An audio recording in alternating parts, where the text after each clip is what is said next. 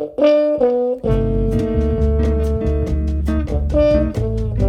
and welcome to another episode of the Pixilated Podcast. I am your host, Patrick Rife, CVO and co-founder here at Pixilated. Welcoming you all back for another episode. If this is your first time tuning in, we're stoked to have you. If you are a repeat listener, thanks for coming back. Brief overview, Pixilated Podcast has lots of different content types. Sometimes we're focusing on specific tactics and things you can do from a marketing perspective and adding a photo booth to amp the fun up. And sometimes we're talking to a lot of event professionals and hearing about these other ecosystems of the events world that are so fascinating. And today is going to be one of those episodes. So today we're going to be talking with Virginia Frischkorn from Partytrick. She is someone that I recently connected with on LinkedIn, and upon digging deeper, I got more and more excited about getting a chance to speak with her. One, because she is an entrepreneur that works in the events industry, and as many of you know, that is our background too, so it's really fun to meet other people from a similar trajectory. And two, because she's doing really cool things with new brands and new ideas. I'm guessing, I don't know this, I'm assuming a bunch, but as she evolves her business. So without further ado, Virginia, welcome to the Pixilated Podcast. Patrick, thank you so much for having me on. I'm thrilled to be here. I hope I didn't set you up with my kind of overview, but I do feel all of those things. And I appreciate super excited to chat with you. Yeah, I think it's going to be a good one. Yeah. So I have so many questions that I'm ready to dig into. Some of them I've written down. There's a good chance a lot of stuff you're going to say is going to provoke other tangents that I will follow instead. But before we get into all that madness, would you be open to giving everyone that's listening just a little bit of background on who you are and kind of how you've arrived at what you're doing today? Totally. I would love it. So as Patrick said, my name's Virginia. I'm actually from Virginia. And after college, I moved out to Colorado, and I thought I was going to do this wild, crazy ski bum situation and then move back to the East Coast. And all of a sudden, I got hooked in the world of events. And so I started my career in the event industry back in 2005. Back in 2006. And I started doing luxury, ultra luxury event production at a 5-star hotel. Started my own company a couple of years later, which quickly became Bluebird Productions. One of the top 50 companies in the world, according to Vogue, Martha, Over the Moon, and all those fun publications. Did wild, elaborate $500,000 to $5 million weddings, and then crash. 2020 arrived, right? And basically, since then, we started a little sister brand to Bluebird Productions. I started a little picnic company. And then in the last year, we kind of wrapped everything up and realized that we want to bring celebration to everyone. And we want to make it possible for people to host and plan and actually enjoy what they're doing. So we took all the knowledge, took our playbooks, and used tech to leverage all of that and developed Partytrick. So that's my new venture. That's where you are today. That's awesome. I think the Partytrick brand is incredible, and also think that the product and value proposition to the market is stellar as well. I think there's so much opportunity that's there, and as we talk, I think we'll uncover a lot of the maybe some similar hypotheses working in both of our companies. Before we get into that, I definitely I want to talk about pre-Bluebird and I want to talk about Bluebird, but you kind of teed it up. And as much as I've celebrated in these podcasts so far, finally being in the post-COVID era, meaning that we don't have to talk about it with every conversation. It's not a predicate that needs to be acknowledged in the room as something either we're getting over or are you still in it, or what, this philosophical tell me where you stand that has to happen in a business transaction perspective. And that's wonderful. It's been so nice to not have to talk about it anymore and explain what a Zoom call is to a customer you're trying to sell a photo booth to. But that being said, I feel like we would be remiss to not at least, there are entrepreneurs that listen to this that are in the events ecosystem that suffered similar things to you and I. I think that even talking about Bluebird a little bit, coming out of the fall of 2019, rolling into quarter one, I know we Mhm. have clear marks, like there's the day the universities canceled everything. And then there's the days that everyone else from an events perspective canceled. It's like 3 weeks. And then 4 weeks after that is when everyone canceled their subscriptions to our Oh, yeah. products because their businesses were being closed. So would you be okay to, Yeah.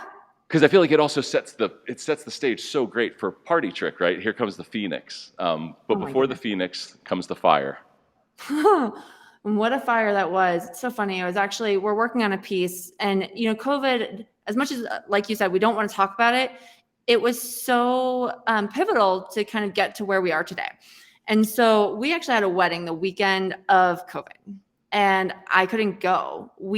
So I'm based in Colorado. I live primarily in Aspen, part-time in Denver, and I had a wedding that weekend. And on Friday before the wedding, actually Thursday night, Pickens County announced this like moratorium on gatherings, and you couldn't gather more than 50 people. And I had 200 people in town for that wedding.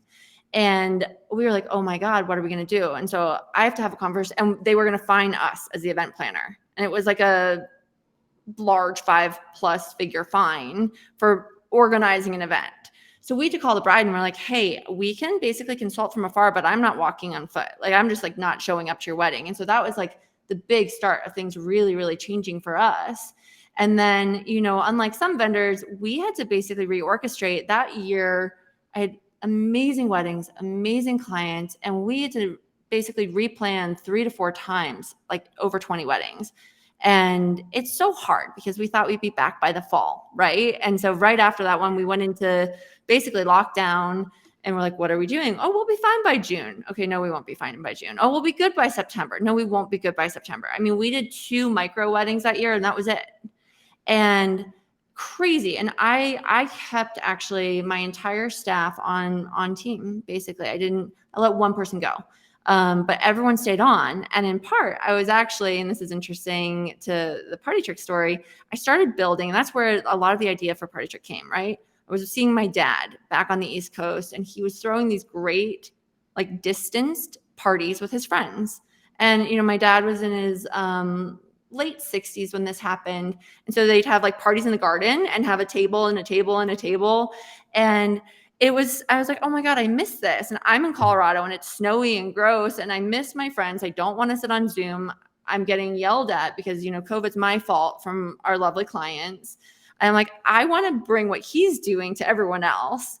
So we started building the beta for actually what's now Partytrick. So I kept my team on because we didn't know how soon, and growing a large team is hard. Like, we didn't know how long it was going to take until Bluebird was back. And I was like, cool, well, let's just build this little thing on the side. So we actually built our beta was called Bluebird in a Box. And the idea was like wrapped in a digital little box and delivered these blueprints, these guides. Yeah. I reached out. I actually tried to connect with your company during COVID because of the Bluebird in a Box concept, because I was like, oh, this could be a wonderful way for us. So Pixilated makes like software and hardware, right? Yep. And the ways that we sell them are, we have this like awesome turnkey rental business where we ship them all over the place. Although we were only doing that a little bit pre-COVID. It was like one idea that we were flirting with. And then we also sell the hardware to like a brewery or a visitor center that wants to have like a photo op that also helps them build their MailChimp list, or like agencies that are doing photo activations and all of their like big scale things.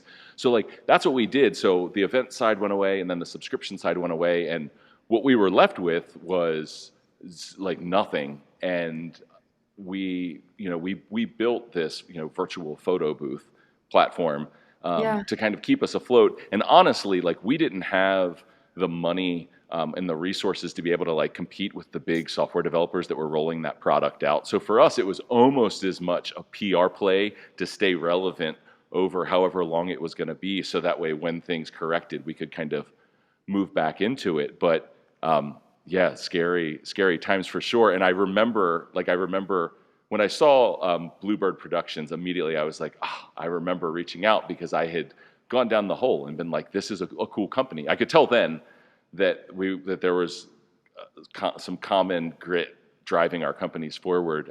So it's even more wonderful to end up talking here with you today and kind of getting to hear that story. So sorry for interjecting. No, I love how things come full circle, right? Like that's the most amazing, and how we actually just did a collab with Partytrick, and it was something that like I worked with this guy years ago when I was at the Little Nell, and then I stayed in touch with his wife, and she reached out. She's like, "You really should talk to my husband." And now all of a sudden something comes to fruition, and it's just funny how the world kind of, we all kind of like circle around each other, and then all of a sudden something like magical happens from it. So Yeah. Well, so yeah, it's funny, right? Like the world is huge, except when you start getting further down the funnel of your experience. And then totally. it narrows quite quickly. And all of a sudden you're like, this is the reason to not be an asshole, Always. because like the funnel narrows. And all of a sudden it's like, I mean, even the things where you walked away feeling bad about, the way that they have context year after year, and you're like, wait, remember how much that impacted me and how I was thinking about myself and my role and what we do here? And like, Yeah. either that person is completely off of the map, or that person is right next to me, and like we never had to say it out loud, but like I deserve to be here, and probably they would be further along if we had got together back then, right? You don't have to like mention Yeah. it. So it's so interesting the way that like it does narrow, and it's kind of wonderful for us, right? Because it makes reaching out and making the, like it's so hard to reach out to somebody on LinkedIn, right? Like 99% of the time it's Yeah. ghosts, and I'm like a founder of the thing. I do all of the things. Like this isn't like there's no remote worker that's going to come edit this whole thing for me. Like I'm going to do Yeah. all of it. So that's like a heavy thing to bear and to get through Yeah. all of it. So at any rate, so please, let's get back on task. Take me from the beta of Partytrick to kind of how it has evolved. Well, what's interesting is that it takes a kind of sour turn, not sour, but sad. I mean, sour and sad. So, if anyone knows this, I do speak really openly about it. But basically, I launched Bluebird in a Box on a Tuesday. Very vividly remember that. And my father was a really close person. He inspired the start of that. And on Wednesday, I talked to him, kind of recouped how it went. He was an entrepreneur. He was really my mentor, and talked to him. He went to bed and never woke up. And so I got back from a run on Thursday morning and got the call from my family. My dad was back on the East Coast, like I mentioned. And I just like lost it. And I'm like, okay, I'm supposed to be happy. I've just launched this company. I'm trying to keep brides happy. And it was just, I mean, it shook the ground. Like I couldn't stand, I couldn't do anything. Anyhow, fast forward, I never was able to really get my heart and soul back into Bluebird in a Box as it was. I started seeing the holes. I started seeing it. It's almost like he was sitting on my shoulder being like, there you go. That was wrong. That was wrong. That was wrong. And ultimately, I shut it down, right? Like I couldn't run it plus everything else. It wasn't the right. I learned everything not to do, right? Like you learn how to fail, and I learned how to learn from those failures of this is why it didn't work. I know why it didn't work. There was no tech behind it. The branding was off. We weren't clear. I mean, I came up with the idea in May and we launched in June. It was launched in August. It's crazy how quickly and so much came from I learned a lot. That all set me up for success. So basically, I could never scratch the itch or stop scratching the itch that I had to bring this out there. Like the mission and vision was always there. And it got harder and harder to do those Bluebird weddings. And it got harder and harder because, my dad's sitting there. What were you going to say? Yeah. Well, no. I don't mean to cut you off at all. No, you're Please, good. don't. I've lost a parent. Okay. So I have a tremendous amount of empathy for you. No, it's okay. And I'm in turn, I'm so sorry for your loss. Because that is hard. No matter who you are, it is hard. As an entrepreneur in the events world, I found it exceedingly hard, and in times still do to this day. And in which you mentioned about right, not having the empathy to serve your customers well, right? They're not wrong, but neither are you. And Totally. that's part of the thing that is. Pardon my language, but that's part of the thing that's so fucked about being an entrepreneur and starting a new venture is when there's almost never space and time to take into breadth the things that are happening in your life and allow for them to take the room the air in the room for a moment, because you've got this whole thing, this whole world that relies on you, and you always have to put everything in your life behind it, like almost all of the time, whether that's helping your parent when they're in a time of need, or whether it's giving yourself the space to get over them passing away. Like, it's so hard, right? And then we go like, right, there's children, and there's back to school night, and there's, come read on a Thursday afternoon, and like all of that stuff, those all stack on top of it. But, I can promise you that anyone that's gone through what you've gone through, which is a large portion of people have dealt with losing their parents. I think that all of them, if they're reminded of that, can empathize with how challenging it is. I say all this knowing that it changes nothing for the people that are spending money and have expectations. But I just wanted to put that out there. Like, I feel for you, because that's a very hard thing to figure out, how to carry forward the mantle of your professional responsibilities while not being torn asunder as a biological human.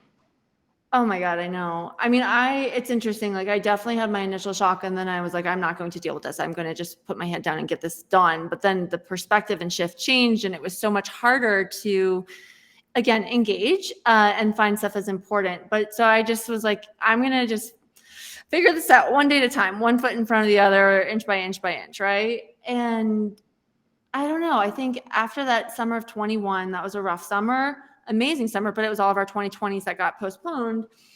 I actually had some interns for Bluebird in a Box still. I was still kind of working on it. And I'm like, I'm going to officially shut it.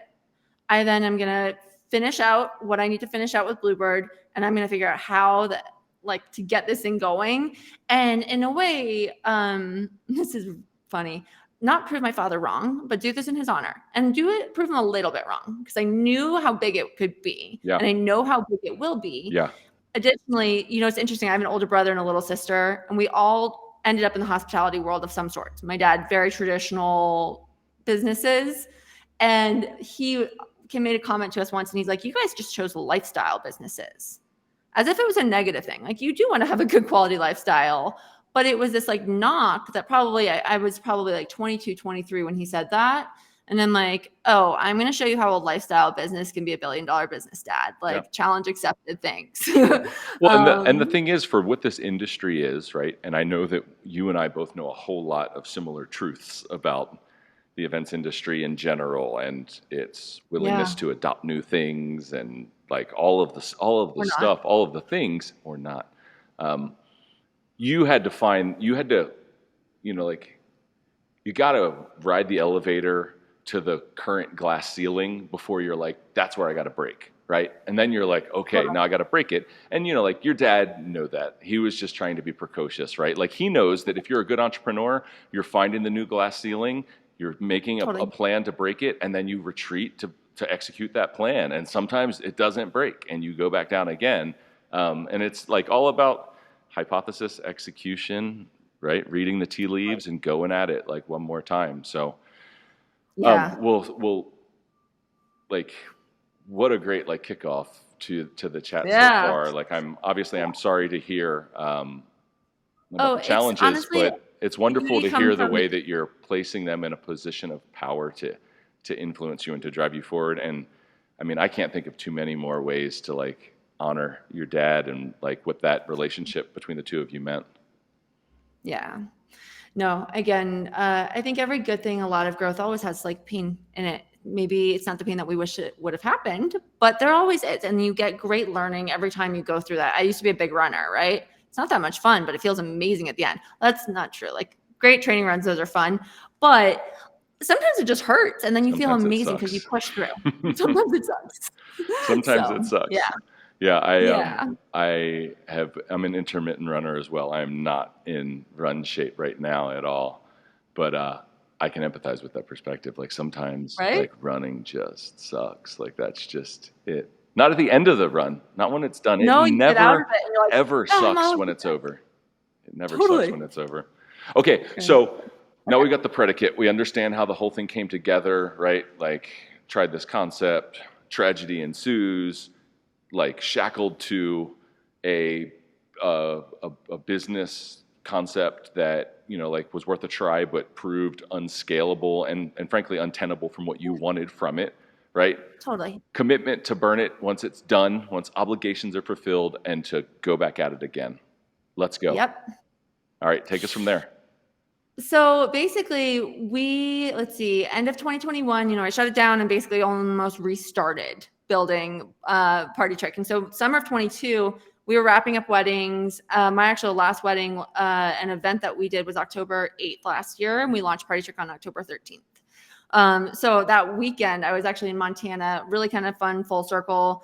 I'd done the girl's sister's wedding years before. She's remained a close friend. And like the whole time, like we're at this big build out. Like it's a very large, gorgeous wedding. And on one hand, I'm like dealing with my vendors. And then on the other hand, I'm dealing with like our tech team who's building everything for us. So clearly I'm a non-technical founder, love events, love gathering people together. And so all of 22, I was building and had this weird dual life where half the time I was really like dealing with an amazing product manager and then an agency that kind of did our branding, did a lot of our like beta, our MVP, and then marketing team. And then on the other hand, I'm dealing with my Bluebird team, building all these weddings, and kind of like ramping my time accordingly based on kind of where I was most needed. So with all of this, we ended up building and then launching what's now Partytrick. And Partytrick is, since we have never really fully addressed it. Yes, we haven't. What is Partytrick? Yeah. We're an app. And what that means is we're not just an app. Like we're actually a web-based app. We're a mobile app. We launched the mobile app actually today, but we've been live for a year, right? So when you say thank you. It's so exciting. So hey, we'll put that in the comments. Everybody that's looking, can we link to it? Is it out there for us to be able to link to? Okay. So everyone that's listening, your attention just went off. Oh, there goes my microphone. Check the show notes, and we will have a link over to the app so you can go and check it out. But please go ahead, Virginia. Yes. Check it out. So basically, like we launched, and our goal and our mission is to empower anyone, right, to host an event. And so events have three main things. And if you get the event industry, this is like the easiest way. It took me a while to boil this down, but there's event planning, there's event design, and then there's event execution and production. So what is it going to look like? How are we going to make it look beautiful? How are you designing the experience? That's like the event design. Event planning, the details, the food, the beverage, the music. Are you having a photo booth there? How are you inviting people? Like, what are the details that actually go into that recipe? And then the last part is like that production or execution. How does it work? What are you doing? When are you doing it? What Partytrick does is it gives you the tools to do all of those things and like actually enjoy. And the goal is it's at-home events. It's not these large productions that we were doing with Bluebird. It's your Taco Tuesday night to your Thanksgiving dinner to, we just passed Labor Day weekend. So it's a Labor Day weekend barbecue. We've got like fun tailgates. And while you may be good at one section, like making it look pretty, knowing exactly how and when to do things might be harder. So we kind of are really flexible. We just want to be super simple for people. Fill the gap. Totally. It's so scattered, right? That's the thing with the events industry. What kills me, and I was speaking with another event pro about this recently, nothing's consolidated. There's no efficiencies in terms of everyone works differently. How do you find stuff? Like it's so, I don't mean this in like a overly negative way, but it's going to come across that way. It's so freaking backwards. Virginia, you're speaking my language. It's so fun. I mean, like, obviously I think we both expected that we would find some of these things, right? We are all about the democratization of how you like create a photo. Like it doesn't have to be a photo booth, right? Like people put these things in front of step and repeats at graduation, right? We put them at HR parties across the universe. Like there's a lot of scalability with the idea of a photo system that you can deploy that isn't necessarily a roaming photographer. And I think that's something similar to what you've done. But more so than that, it's informed by, so Pixilated started 12 years ago, right? I've always been the guy whose responsibility is to be all the way on the front of the wave, meeting people, kissing babies, making friends, throwing parties, like all of that stuff. Like that's what I have always done, which I love to do. And it's great. But as somebody who is right, you have scoped out photo booths on your budget before, and I can tell you they come at the end with like the end results of what a budget is most of the time. I understand that there's outliers where we earmark 20 grand for the vice party or whatever, but like most of the time it's a last minute thing. It's an end of the budget kind of thing. So it's very hard when you have a vision and you build a tool that can change the game to find yourself in the place where you can integrate that idea at scale and be taken seriously because you're just a photo vendor partner. And then on the other side of it, if you changed what you were saying, right, and you were like, we can do this, and you're coming at it from more of an agency angle, like that could work, but then it puts you on the hook for scope creep outside of that agency side of it. And for like a photo company, a place creating photo activations and making sure that we can capture data off of it, like scope creep will completely destroy it, because it's a very like it can be scalable and the solution is easy to update for each customer, but moving outside of that realm of what we're doing for them, like it doesn't fit at all, and it ends up being problematic. So the things that you're saying, it's great. I feel like you're talking about this like new guard, which is what we think about as well. And it's not in disrespect to the way things have always gone, but there needs to be this predicate, this platform of information that allows event professionals to see the myriad ways that they can use new platforms and new solutions to be able to apply something like that across all dozen of their portfolio events across the year, and not only have it be simple and more affordable, but also to give you like a much broader spectrum on what your impact is, and those kind of tools. But it's hard. It's hard, and I find like the people like you and I that have that hunch, like wait, there's something here. It's hard for us to get the commensurate ear attention to position that thing, because what we sell traditionally doesn't align. And I realize that you're not about that. Like you're talking about like small events, like in backyard parties. But at the end of the day, right, like small events or large events, there are a ton of planners who will look at what you're doing as a great resource, and they'll be like, wait, like for my certain level customer, this is what I use as my tool. You know, like we get in with, it's hard for us to talk to Mars Pet Care like at the top, but I've got all of these grassroots Mars Pet Care marketers that are out doing like, you know, the Memphis River Walk like pet day photo thing, and they're using it and they're like, this thing has changed my life.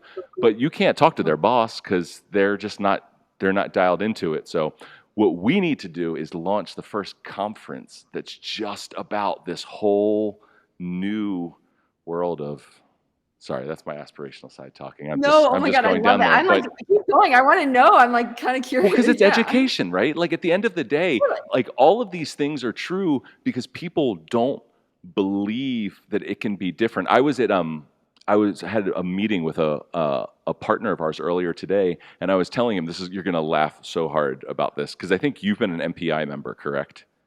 Mm-hmm. Yeah, I think that's where I had originally come across your business. So we sell these DIY kits, right? We ship them all over the place. You can fully customize them. They're easy, blah, blah, blah, blah, blah. If you send that email to like a meeting planner in the conference space, they're like, I work with big pharma and they would never have fun, or like can't see it. Like no way, they can't see it. I went to Omaha for an MPI Heartland annual meeting, and we like sponsored it, and I took a green screen photo booth out, one of our kits, and I took the box that it ships in to sit it right next to it, and I set it up, and it was doing all of these cool green screen photos with like the big bridge from Omaha to Iowa. I forget what it's called, Mr. Carl or Fred, or sorry, my Omaha people out there, they're going to grill me for this. I'm sorry, guys. But the point is, I put it in front of 10 event planners, and they were like, what is this? What do you mean? Yeah. Like, it packs into, and it just, like, wait, this shows up? And, like, ever since then, I was so blown away because it really reinforced to me how important just 1-to-1 or 1-to-4 education is when you're in the beginning side of it, because it's not that people don't want to learn. It's just for whatever reason, they've been baked into expecting to evolve one way, and they don't think about that there are other ways that it can be. That was a lot, Virginia. I'm sorry. Thank you for humoring that rant.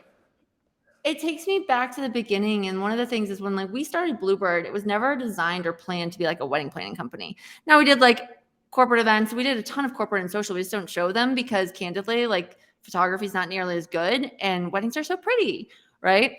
But, and a lot of times corporate would come to us because they're like, we don't want that boring, stuffy corporate event. But by the way, you can't show anything because of the type of people we have here. It's Aspen. You get it. Anyhow, but when we started it, we were like, we want to disrupt it. And I was like 23, 24. It was, we want to disrupt. We want to do something different. People didn't get it. We wanted to do social media management for the event industry. We wanted to do more guerrilla marketing and experiential marketing. That was event stuff again, which led us, like we ended up doing, we launched with Clico in the Snow, and we did this Ferrari 4-wheel drive experience because none of the other like event planners per se in Aspen got it. When these brands came and they're like, we want to do this, we're like, they didn't understand it. So the Bluebird got these events. We were so lucky at such a young age, but then it just kind of like funneled and went a different direction. But we just didn't want to do the same old thing. And I think so many people in the industry do the same because it's easy, right? And it's like, ignore the email. I've got my person. Oh, my client. It's like, we make these assumptions. And I feel like if you're not pushing forward, if you're not pushing the envelope, you're not like living and trying and evolving. You're just kind of like doing the same old, and there's no fun in that. And I mean, even before I started Bluebird, when I was at the Nell, I saw the same old cookie cutter wedding after cookie cutter wedding. And I'm like, guys, it's like, there's you've missed opportunity. And I look at this with Partytrick now and like what you guys are building, and people just have to be a little bit adventurous. We just need those early adopters to understand and get it. Event industry doesn't entirely get Partytrick. They get it once they see it, right? Yep. And I hosted a party with some event people, and everyone's like, I get it now. Yep. Like, oh, so do I need to do 20-person dinner parties every night? Because I will. Totally. I was talking. It's so funny that you say that. I love it. I love the like weirdo ideas that only us can like be like. Is this what I should do? I said to Nick the other day. I was like, should I just go to should I go to Dallas and put it out there and be like, I'm coming to Dallas for 48 hours and like I'm bringing this thing for all your parties. Like tag them up and then just go there and be like ridiculous and like pop around to parties and like put a photo booth there for 3 hours and then keep like rolling and have it be, because you've got to be, gosh, we're getting into like the, like what it is to have your personal, like Virginia, you have a personal brand, right? Like I do as well, right? It's important for leveraging our companies forward and how we do it, particularly as you develop more brands, right? You've got to have that pry bar that moves it forward. And in the events world, that can feel like a suffocating thing, right? Because you've got like a few styles of people with big profiles in the events world. And a lot of those styles are fine, but they're not for me.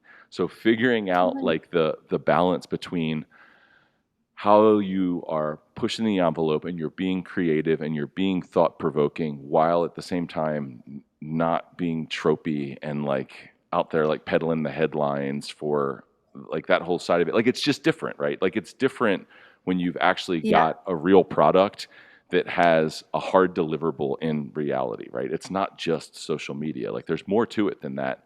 But also at the same time, as much as you can let behind the curtain show is great because it's really authentic to what you're dealing with. Totally. No, so spot on. Yeah. Okay, so, gosh, we're running low on time, but I can't give up quite just yet. So let's very quickly. I want to make sure that we at least cover two things. I want to hear about the app and why. Like, why is the app launching today, right? Who is it for, and who's using it? And then we'll get to question number 2 that I have. I'm going to memorize it so I don't forget it here.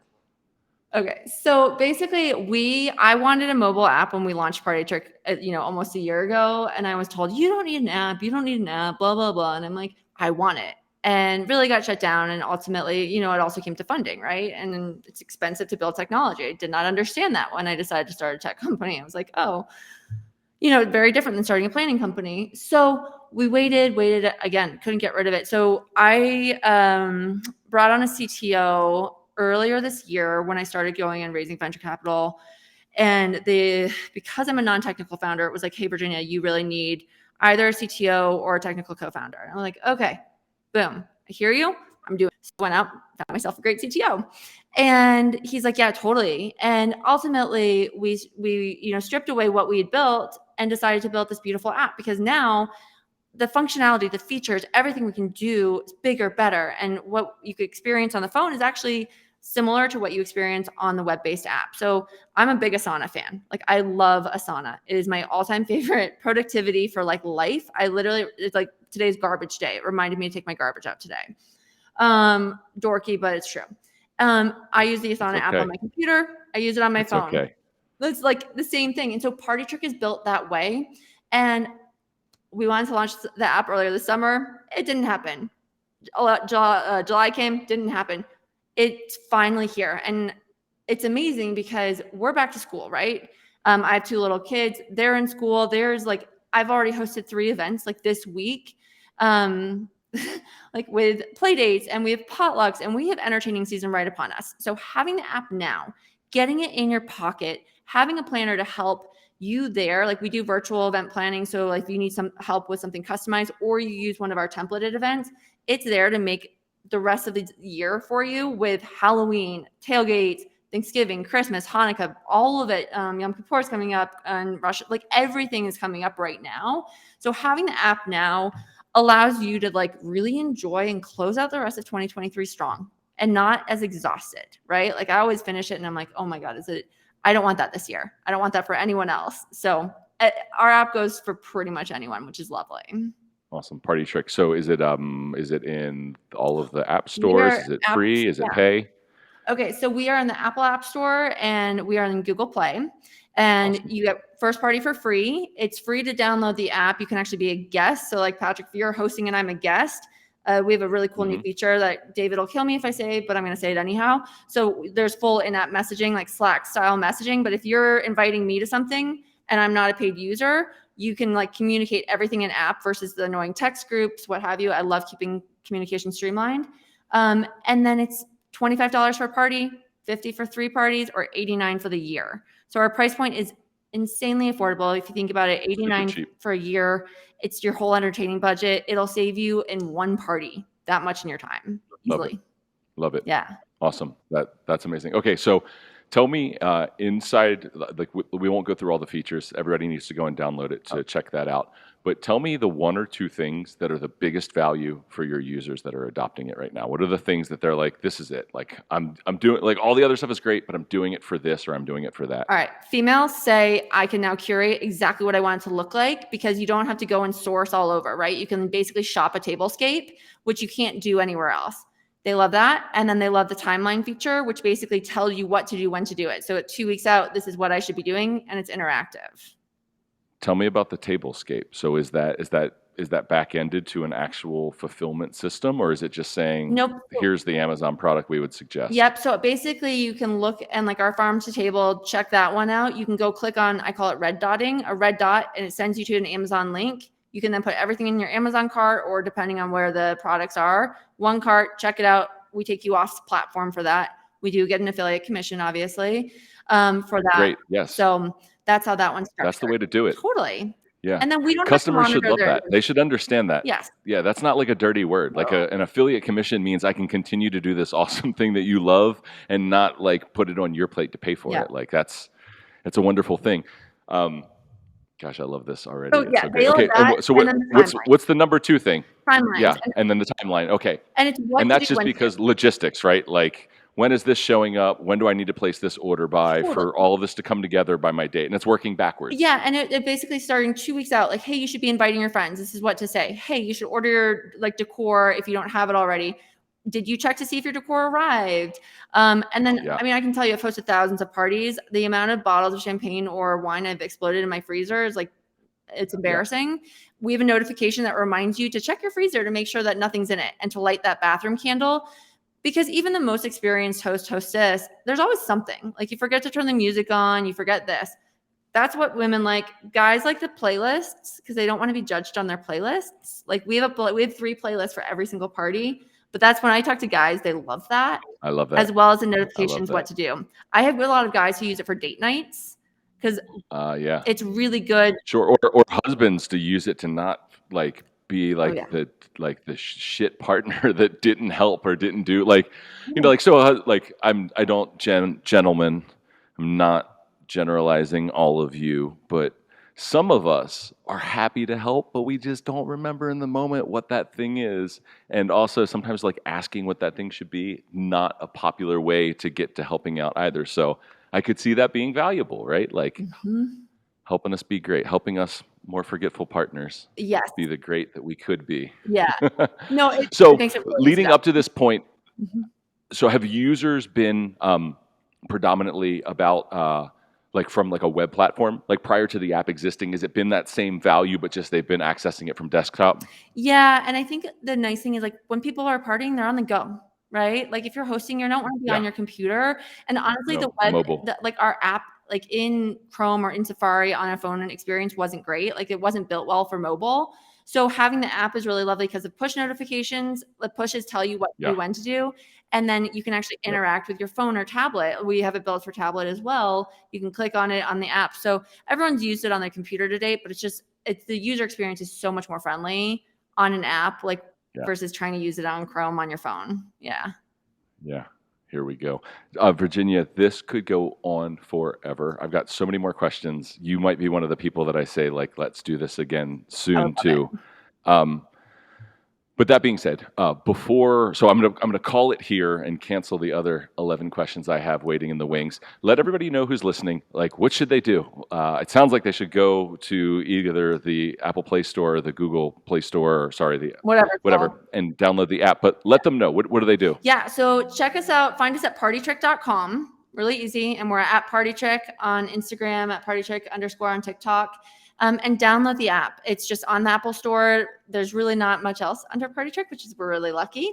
So download it and let me know your feedback. That's the most important thing. Well, first is download it, try it, and then send me your feedback. And tell us what you want. Like we are really led by what our customers are saying and what our consumers want. Like, sure, I think I know what people want, but really we know by listening to the feedback. So feedback is like the most amazing gift that anyone can give. So download it, find us. Huzzah. Yeah. Awesome. Virginia, on behalf of everybody listening, and certainly of myself, thank you so much. This was awesome. I had the best time. Definitely an hour well spent. So on behalf of everybody in the Pixilated audience, thank you for sharing some of your insights and time with us today. Thank you so much for having me, Patrick. All right, guys, that's it. Another episode of the Pixilated Podcast in the books. Obviously, I know that everyone that's listening is pretty thrilled. Go check out the app. Give Virginia your feedback. I'm gonna like double down on what she said. When people are building things, your feedback is free, and you wouldn't believe how valuable it is to them. So if you have the time, if you have it in your heart, go check out the app. Plan your after-school play date with your kid or something else. Your happy hour at your work, and give Virginia some feedback. So. Bringing it to the end, if you haven't yet, make sure, whether you're listening on a podcast or you're watching this on YouTube or whatever the case may be, hit the subscribe button and make sure that every time we produce a new episode, you get notified so you can check it out. And if you are a listener and you're enjoying yourself, please leave us a quick 5-star review, maybe a few kind words.